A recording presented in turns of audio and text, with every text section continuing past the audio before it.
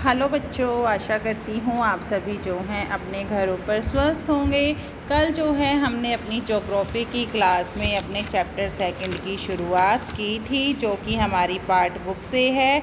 और चैप्टर का नाम क्या है? जनसंख्या वृद्धि, विश्व जनसंख्या वितरण और घनत्व। तो कल जो है हमने इस चैप्टर के बुक एक्सरसाइज के 3 क्वेश्चंस कंप्लीट कर लिए थे। आज हम शुरू कर रहे हैं अपना फोर्थ क्वेश्चन जो है हमारा अंतर बताओ है। कल हमने जनसंख्या परिवर्तन के अपने 3 घटक पढ़े थे, जन्म दर, मृत्यु दर और प्रवास। तो आज हम यहाँ जो है जन्म दर और मृत्यु दर के बीच जो है अंतर पढ़ेंगे कि जन्म दर और मृत्यु दर में क्या अंतर होता है। तो जन्म दर किसको कहते हैं?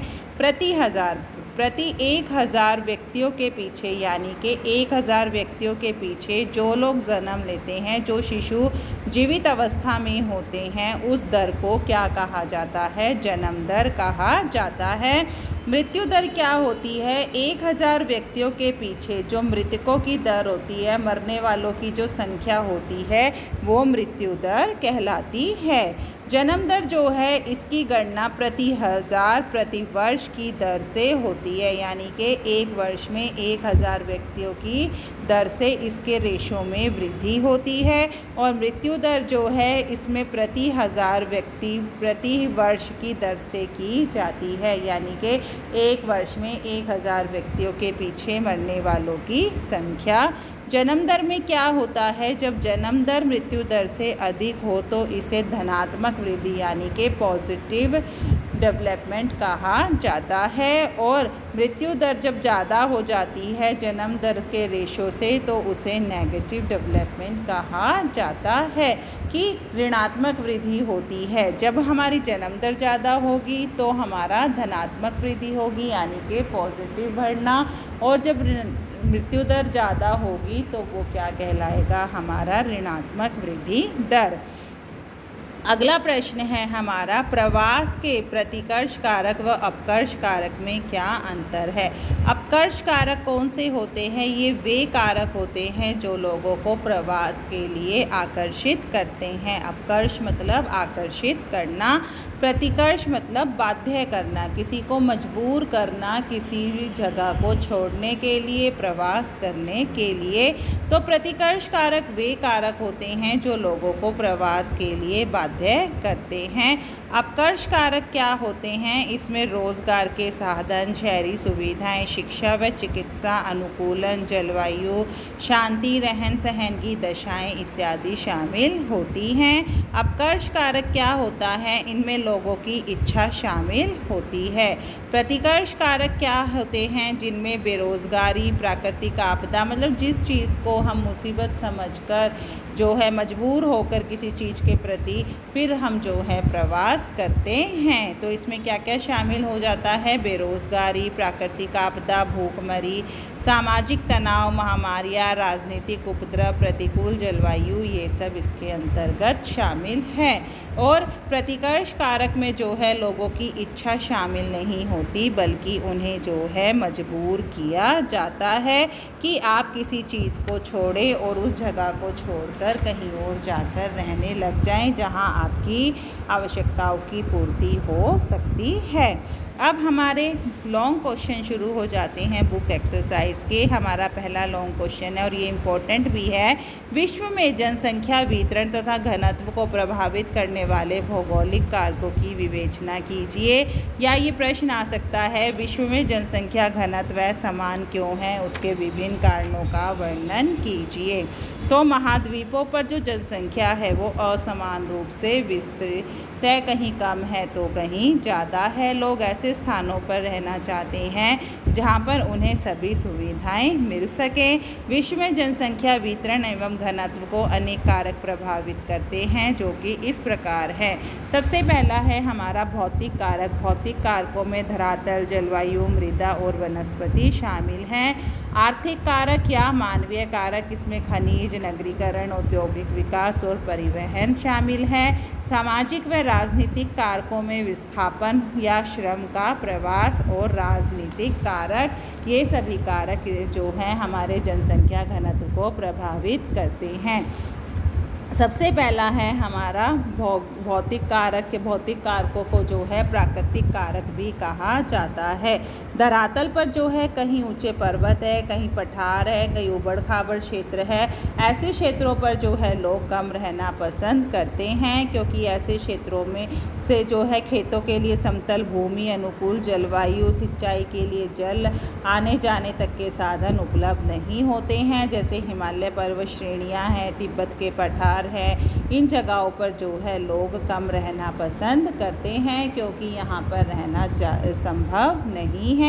इसके विपरीत जो मैदानी भाग होते हैं, जहाँ समतल भूमि होती है, वहाँ जनसंख्या घनत्व अधिक होता है, क्योंकि यहाँ कृषि के लिए समतल भूमि, पर्याप्त जल परिवहन सुविधाएं जो है मिल जाती हैं। जैसे गंगा, सिंधु, ब्रह्मपुत्र घाटियों का समूह। प्राचीन सभ्यताएं भी जो हैं इन्हीं नदी घाटियों में मिलती हैं। जलवायु कहीं का ज़्यादा गर्मी है तो कहीं ज़्यादा सर्दी है। अगर जलवायु मनुष्य के शरीर के अनुकूल नहीं होती है, या उसकी फसलों के अनुकूल नहीं होती है, या जीव जंतुओं के अनुकूल नहीं होती है, तो वहाँ जीवन जीना संभव नहीं है, क्योंकि ना तो मनुष्य अत्यधिक ठंड में रह सकता है और न ही अत्यधिक गर्मी में।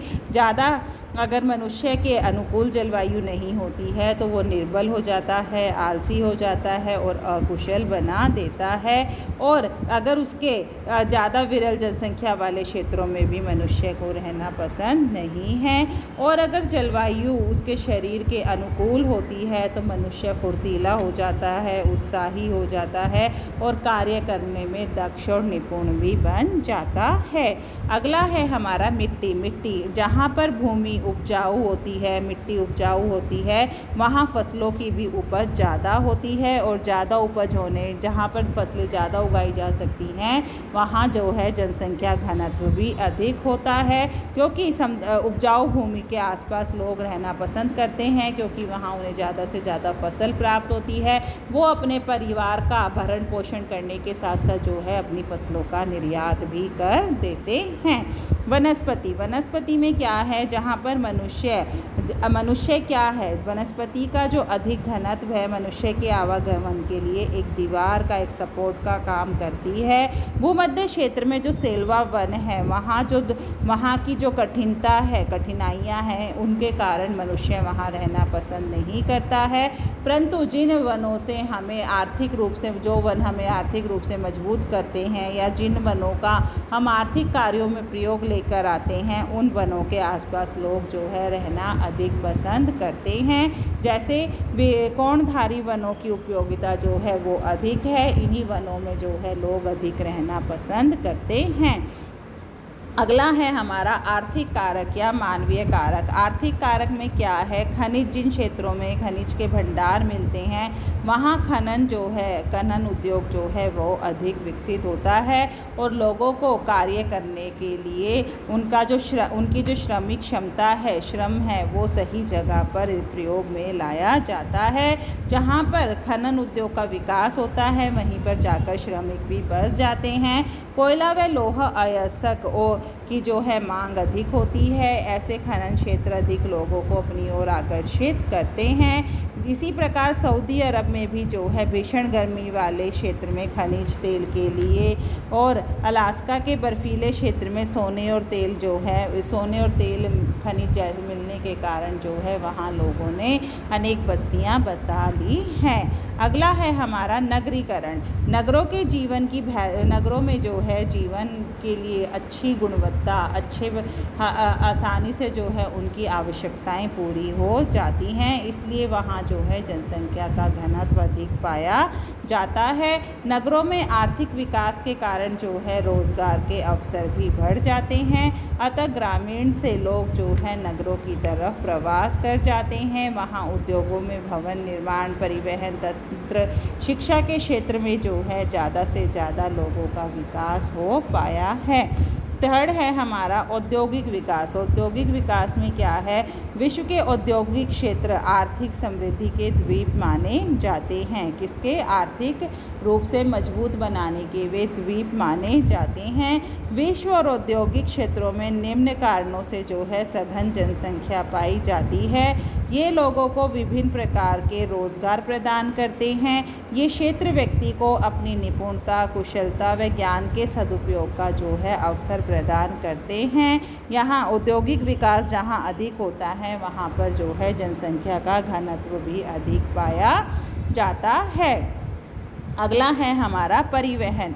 परिवहन में क्या है, परिवहन के साधनों के विकास से जो है मनुष्य दूर दूर के क्षेत्रों में भी आने जाने लग गया है। परिवहन सुविधा के बिना जो है जनसंख्या का विकास संभव नहीं है। परिवहन के कारण ही जो है उत्पादन और व्यापार में जो है तेजी से लागत आती है।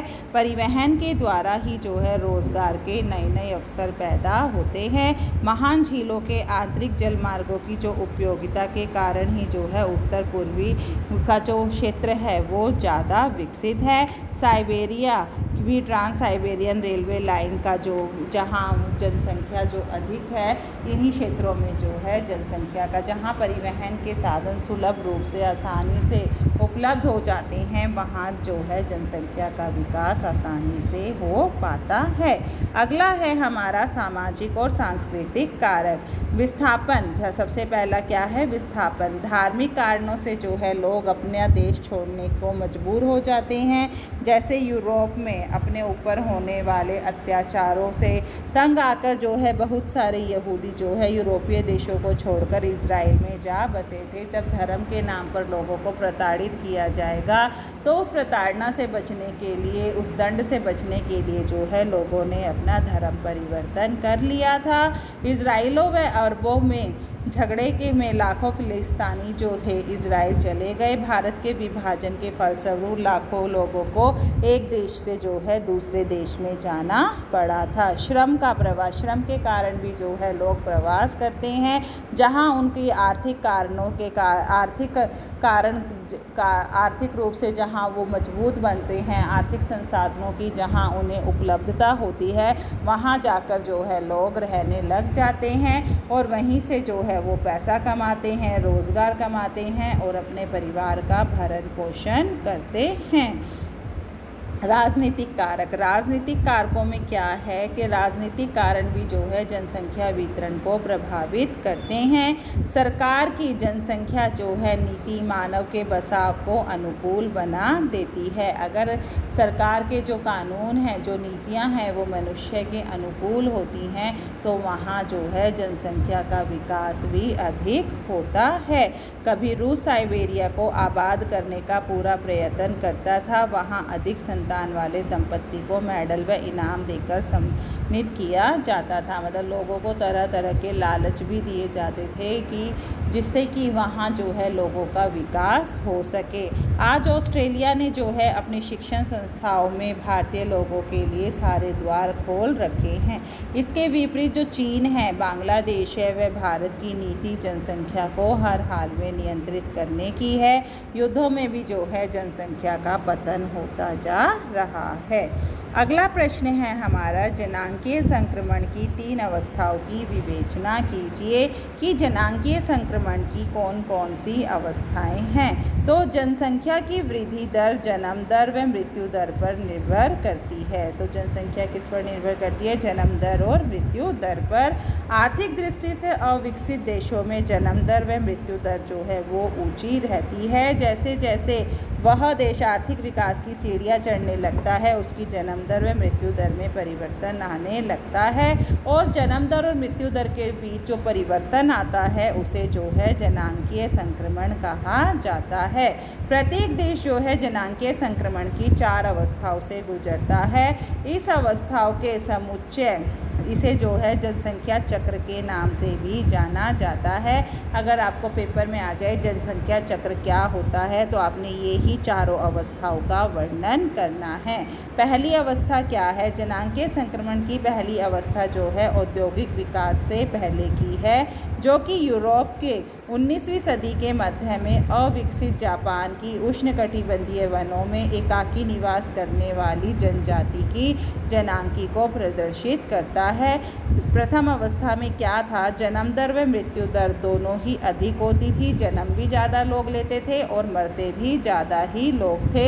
जन्म दर व मृत्यु दर में काफ़ी उतार चढ़ाव जो है देखने को मिलता था। इस अवस्था को क्या कहा जाता था, उच्च स्थिरता वाली अवस्था कहा जाता था, क्योंकि दोनों में ही उतार चढ़ाव होता था, जन्म दर में भी और मृत्यु दर में भी। दूसरी अवस्था जो है प्रौद्योगिकी क्रांति के साथ आरंभ हुई थी, जो आर्थिक विकास की प्रारंभिक अवस्था की विशेषता है। 18वीं व 19वीं सदी में जो है यूरोप और उत्तर अमेरिका में औद्योगिक क्रांति ने ही परिवहन, कृषि और चिकित्सा के क्षेत्रों में क्रांतियों को जन्म दिया। इन्होंने जो है सम्मिलित रूप से आर्थिक विकास के स्तर को ऊंचा उठाया। अकाल और सूखे जैसी और खान पान व स्वास्थ्य सेवाओं से मृत्यु दर में जो है तेजी से गिरावट आई, लेकिन जन्म दर जो है वो ऊंची बनी रही। आगे चलकर जो है इसमें भी काफ़ी कमी आ गई थी, लेकिन धीमी गति से अफ्रीका में, लैटिन अमेरिका में, भारत जैसे अनेक देशों में जो है इसी अवस्था में है। इसे शीघ्र वृद्धि वाली अवस्था भी कहा जाता है। यहाँ पर क्या था कि जैसे जैसे हम विकसित होने लगे तो हमारा जो है जन्म दर बढ़ने लग गया था। इसे जो है और जन्म दर बढ़ने से जो है जनसंख्या भी बढ़ने लगी थी, तो इसे जो है शीघ्र वृद्धि वाली अवस्था कहा गया। तीसरी अवस्था में क्या है, आधुनिक खेती, बढ़ती शहरीकरण व औद्योगिकरण ने जो है इस अवस्था को पहचान दी। इस अवस्था में जन्म दर घटती है। पोलैंड, चिली, अर्जेंटीना, रोमानिया आदि देशों में जो है तीसरी अवस्था में है। इसे विलंब यानी कि देरी से वृद्धि होने वाली अवस्था भी कहा जाता है। चौथी अवस्था क्या है, इस अवस्था में जन्म व मृत्यु दर दोनों ही कम होती है। इस कारण जनसंख्या वृद्धि दर निम्न हो जाती है। कई बार वृद्धि दर जो है वो शून्य के बराबर हो जाती है।